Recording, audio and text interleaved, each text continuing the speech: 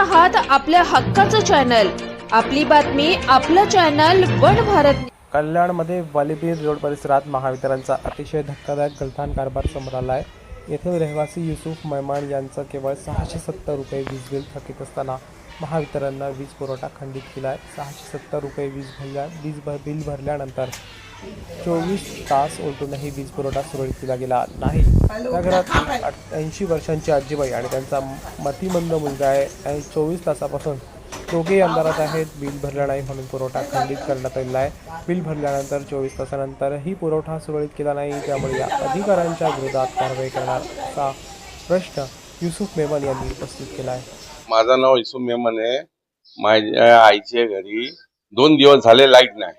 तुम्ही इथं येऊन बघितला, मीटर मध्ये लाईट आहे, पण MECB मध्ये गेलो वल्लीपीरला, तिथं बोललो साहेब लाईट नाही घरची, असं झालं। बोलले तुमची तेजश्री वरून नवीन मीटर आहे ना, ते तिथून बंद केलाय, बिल तुमचा भरायचा आहे। तुम्ही 2 दिवस अगोदर हे बिल भरलाय, बिल भरून क्लिअर झालाय। ते बोले अर्धा तास मध्ये लाईट येणार, तर अर्धा तासामध्ये लाईट आली नाही।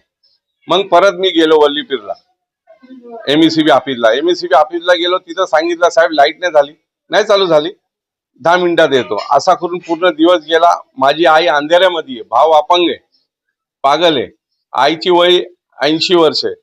पण त्याला सांगितलं मी, आता पण सकाळपासून माझे 12 ते 13 चक्रे झाले, साहेब येतो साहेब येतो साहेब येतो, करतो करतो करतो, एक खोटा आश्वासन देतो। आई माझी बघा अंधेऱ्यामध्ये बसलेली आहे। आज उपासचा पवित्र महिना चालू आहे, आतापर्यंत जेवण नाही केलं, अंधेऱ्यामध्ये पूर्ण अंधेर आहे। तर आता काय बोलायचं बोलायला।